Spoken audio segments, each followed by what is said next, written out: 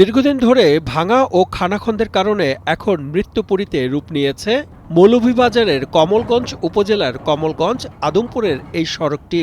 প্রায় ৮.৫ কিলোমিটারের এই সড়কে দীর্ঘদিন ধরে সংস্কার না করায় বিটুমিন ও পাথর উঠে গিয়ে অসংখ্য ছোট বড় গর্তের সৃষ্টি হয়েছে।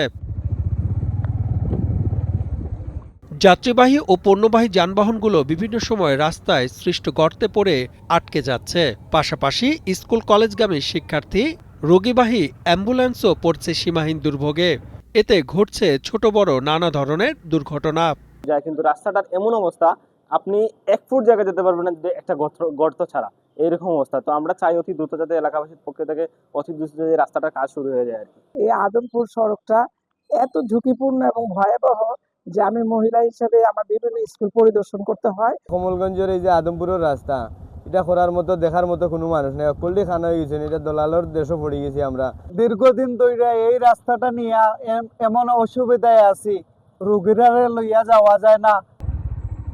২০১৬-১৭ অর্থ বছরে প্রায় ৩.৫ কোটি টাকা ব্যয়ে এলজিইডির অর্থায়নে কমলগঞ্জ উপজেলা চৌমুহনী থেকে আদমপুর বাজার পর্যন্ত সড়কটির কার্পেটিং করা হয়।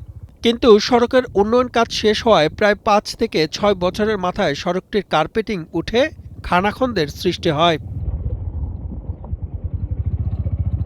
স্থানীয়দের সাথে কথা বলে জানা যায়, রাস্তাটি সংস্কারের জন্য দীর্ঘদিন ধরে বলা হলেও কাজের কাজ কিছুই হয়নি। রাস্তাটির এই অবস্থার জন্য স্থানীয়রা সংশ্লিষ্ট কর্তৃপক্ষের দ্রুত পদক্ষেপ নেওয়ার আহ্বান জানিয়েছেন। এই রাস্তাতে ইতিপূর্বে খানাখন্দর কারণে ৪-৫ জন মারা গেছে। ইদানিং পরস্পর শুনলাম যে রাস্তাটা টেন্ডার হয়েছে। কবে সেটার কাজ শুরু হবে, না আরও ২-১ জন মারা যাওয়ার পর কাজ শুরু হবে, আমি এলাকাবাসীর পক্ষ থেকে জোর দাবি জানাচ্ছি অতি দ্রুত কাজটা যেন সম্পূর্ণ করা হয়।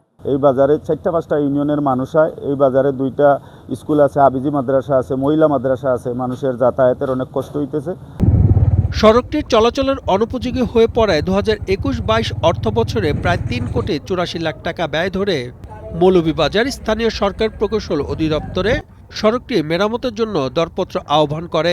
ইতিমধ্যে আমরা এটাতে টেন্ডার ড্রপ হয়েছে এবং ৪ জন ঠিকাদার কাজ পাওয়ার জন্য তারা টেন্ডার ড্রপ করে এডিশনাল চিফ ইঞ্জিনিয়ার বরাবর প্রেরণ করেছে। এভলিউশনের যদি অনুমোদনের কপি আমাদের কাছে আছে, আমরা দ্রুত এবং অতি শীঘ্রই কাজটা শুরু করতে পারবো। উপজেলা নির্বাহী অফিসার জানিয়েছেন, খুব দ্রুত সড়কটির কাজ শুরু হবে।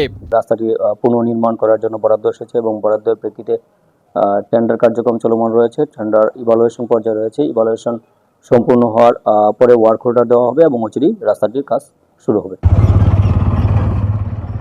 স্থানীয় বাসিন্দা সহ এই সড়কটিতে চলাচলকারীদের চাওয়া, খুব দ্রুত যেন কাজ শেষ করে সড়কটি চলাচলের উপযুক্ত করে দেয়া হয়।